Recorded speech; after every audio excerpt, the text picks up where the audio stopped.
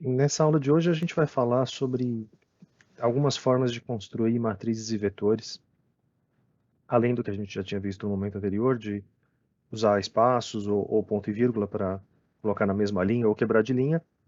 A gente vai ver algumas coisinhas diferentes. Eu vou fazer uma parte das coisas aqui no console e uma parte no editor de texto, para lembrar para vocês que existem esses dois ambientes e como é que a gente interage com os dois. Então eu vou começar primeiro criando um vetor. Relembrando o que a gente tinha feito antes, né? A gente tinha criado vetores desse estilo, por exemplo, 1, 2, 3, 4, usando espaços entre eles, né? Então, entre cada dois números a gente coloca um espaço, e isso o Scilab interpreta como sendo um vetor com uma linha e 4 colunas, e fica um número do lado do outro. A gente poderia criar esse mesmo vetor de uma forma diferente. A gente poderia criar, eu vou chamar de P2, uma alternativa. A gente cria também abrindo colchetes, mas usando uma sintaxe um pouco mais resumida, que é a sintaxe 1, 2 pontos 1, 2 pontos 4. O que essa sintaxe quer dizer? O primeiro dos números, esse primeiro 1, quer dizer começando do número 1.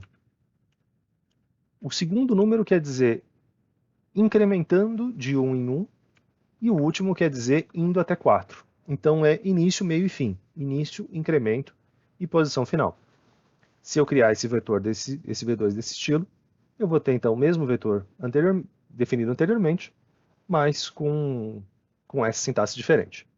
É óbvio que se você tem um vetor com 3, 4 elementos, provavelmente é mais fácil a gente criar ele realmente com essa maneira em que você explicita todos os elementos. Mas se eu quiser criar um vetor com todos os números, vou chamar de V10, todos os números de 1 até 10, provavelmente é mais fácil a gente escrever desse jeito do que escrever 1, 2, 3, tanana, até 10. Então esse V10 vai ser um vetor com as 10 colunas. Existe uma forma ainda um pouco mais curta do que isso. Eu vou só deixar um pouquinho mais de espaço aqui para a gente conseguir, na hora que a gente escrever os vetores, para que eles caibam em uma única linha. Então, vou dar uma apertadinha de um lado e de outro.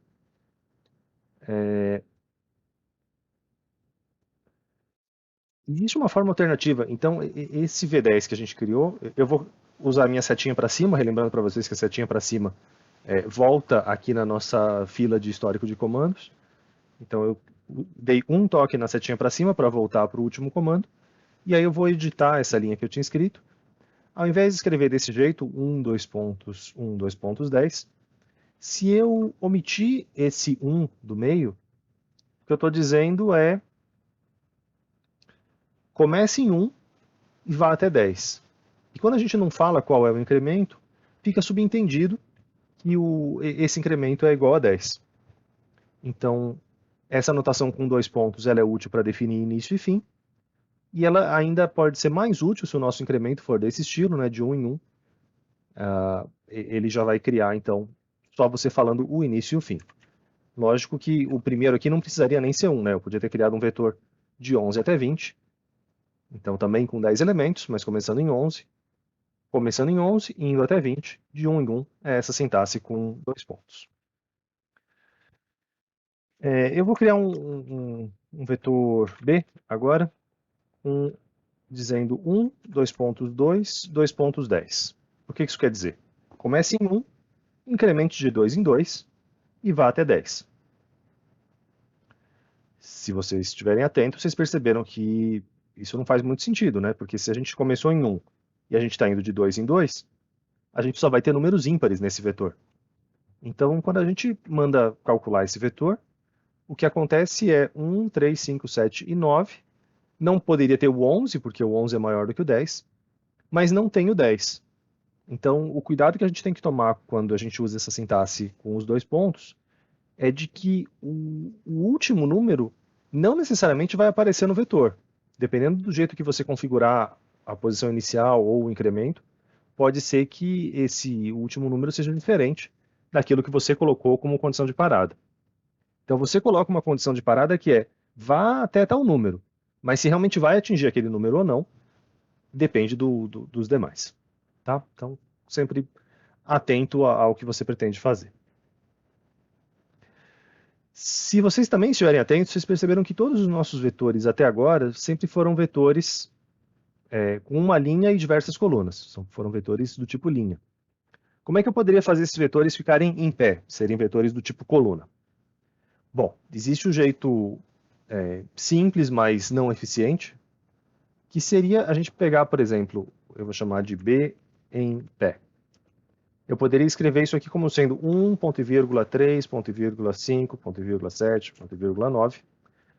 E isso aqui me faria um vetor em pé, ok? Um vetor coluna. Mas é óbvio que isso não é eficiente porque eu estou digitando aqui explicitamente todas as casas desse vetor. Então, o melhor jeito da gente criar vetores em pé não é a gente usar essa força bruta dos pontos e vírgulas, seria a gente usar essa mesma notação do dois pontos, que é essa notação de incremento, mas fazendo a transposição de um vetor. Lembrando aquele conceito da álgebra linear, das matrizes, de que a gente pode transpor, então a transposta de um vetor deitado vai ser um vetor em pé, e isso leva a gente a uma sintaxe do tipo criar um vetor 1, 3, 10, então seria 1, 4, 7 e 10. Note que agora a gente vai ter o 10 mesmo, né? O 10 vai aparecer lá dentro. Mas eu vou colocar uma aspa simples. Toma cuidado para ser uma aspa, não é um acento agudo, não é uma crase, não é uma aspa dupla, é uma aspa simples, então só um risquinho. No meu teclado aqui ele fica do lado do 1, mas isso pode variar dependendo do modelo de teclado que vocês têm. A aspa simples no Scilab tem essa função de transposição. Então, se eu fizer esse comando C igual a esse vetor aspa simples, é o vetor sendo transposto. E eu posso aplicar também esse comando de transposição a um vetor que já existe. Eu tinha, por exemplo, o meu vetor B desse estilo, eu posso escrever B', B transposto, e aí o B transposto vai ser o B em pé. Ok? Lembrando que quando eu escrevo só o nome da variável e dou um Enter, eu não estou alterando a variável em si, eu estou só pedindo para essa variável ser escrita na tela ou para alguma operação ser escrita na tela.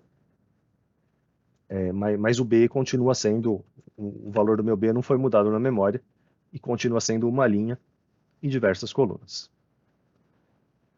Para falar sobre a criação de vetores, então de elementos unidimensionais, o importante está aqui. Eu vou então agora passar para o editor. Eu vou começar o meu código aqui com o nosso clear de CLC, que a gente já usou em outras vezes. E eu vou criar uma matriz D. Primeiro eu vou criar do jeito mais prolixo possível. 1, 2, 3, 4, 5, 6, 7, 8, 9. E eu vou dar um disp D. Lembram-se que a gente tem essa opção de, se eu não der... Primeiro eu vou fazer sem o disp, acho que fica mais didático. Se eu rodar o programa desse jeito, todas as variáveis... Bom, preciso salvar, obviamente, né? Então isso aqui vai ser o exemplo, vai ser criação de matrizes. As variáveis que estavam aqui foram deletadas por conta desse primeiro clear. Tudo que estava escrito no console foi apagado por causa desse CLC. Só a variável D está em memória, mas a gente não está vendo a variável D, porque essa linha do display, essa linha está comentada. Então, se eu descomentar, eu vou enxergar aqui. E a outra alternativa é a gente usar aquela opção do mode 0, e se eu rodo o programa desse jeito, como essa linha aqui não tem o ponto e vírgula no final, essa linha está sendo escrita na tela. Se eu colocar o ponto e vírgula no final, ela desaparece. Tá? Então eu vou tirar esse ponto e vírgula só para escrever ela na tela. E essa é a nossa primeira versão da matriz D. Eu poderia escrever ela desse jeito, com vírgulas, separando os elementos por vírgula. Eu vou fazer uma segunda versão, em que, ao invés de usar vírgulas, a gente pode usar espaços. Então, se eu fizer o meu programa desse jeito e mandar rodar, o resultado dele continua sendo o mesmo de anteriormente. Então, espaços em branco para passar em uma mesma linha de um elemento para o outro, ponto e vírgula para quebrar de linha. A terceira forma que a gente tem para escrever uma matriz é escrever cada uma das linhas em uma linha. Então, a gente pode fazer desse estilo aqui. 1, 2, 3, 4, 5, 6, 7, 8, 9. Aqui eu não estou colocando ponto e vírgula, eu estou quebrando de linha mesmo. Eu estou fazendo isso aqui no editor de propósito, porque no editor fica muito mais fácil da gente organizar, então a gente pode colocar alinhadinho exatamente embaixo da matriz anterior, e por a gente poder dar esses deletes e esses enters, fica mais fácil de organizar o código quando você quer escrever a matriz desse jeito. Às vezes é útil, é mais visual você escrever a sua matriz com uma linha em cada linha mesmo, do que você usar essa convenção do ponto e vírgula. Então é útil a gente saber que existe essa possibilidade, e esse código aqui também roda e produz o mesmo resultado. Essa é a matriz D. São então 3 formas equivalentes de construir a matriz D. Cada um tem a sua preferência e pode usar o que fizer mais sentido em cada caso. Ainda sobre a construção de matrizes, o básico da construção de matrizes simples, a gente tem eu vou fazer o seguinte, eu vou construir um vetor 1, 2 pontos, 3, um vetor E desse jeito, e um vetor F, 4, 2 pontos, 6. Vou mandar rodar o código até aqui, só para vocês visualizarem. Então, a matriz E é 1, 2, 3, a matriz F são vetores aqui no caso, né? É só 4, 5, 6. Esses são os elementos originais. Essa mesma ideia que a gente fez aqui de usar espaço ou usar ponto e vírgula com números, a gente pode usar essa mesma operação com variáveis, sejam matrizes ou sejam vetores. Então, eu posso criar uma matriz G que seja E, ponto e vírgula, F. O que essa matriz G vai ser? A matriz E e, quebrando uma linha, depois a matriz F. Isso, então, me gera essa matriz G com 2 linhas e 3 colunas. Se eu tivesse feito alternativamente E espaço F, o espaço coloca uma coisa do lado da outra, mas na mesma linha. Então, com essa notação de espaço, eu teria uma nova matriz G, que é isso aqui, 1, 2, 3, 4, 5, 6, na mesma linha. Isso aqui é o que a gente chama de concatenação. Concatenação vertical ou concatenação horizontal.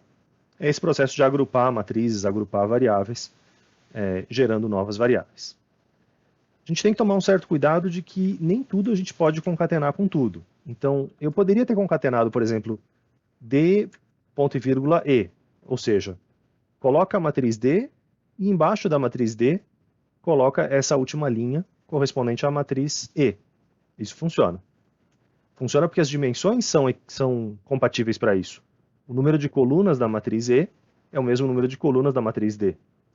Se eu tivesse concatenado, por outro lado, na horizontal, aqui não vai fazer sentido, porque eu vou ter essa 3 por 3, como é que eu vou encaixar essa 1 por 3 aqui do lado da D? Então, se eu tentar rodar o código desse jeito, ele vai me dar uma incoerência nas dimensões. Em geral, quando a gente faz besteira nessas concatenações, o nosso código não vai rodar por conta desse tipo de problema. Então, é possível a gente concatenar matrizes para criar matrizes maiores ou construir matrizes de uma forma mais simples, mas sempre tomando cuidado que as dimensões das matrizes envolvidas têm que fazer sentido para encaixar realmente como se fosse um Lego, encaixar do lado ou encaixar embaixo, conforme a nossa necessidade. Esse aqui é o básico sobre a criação de matrizes e vetores.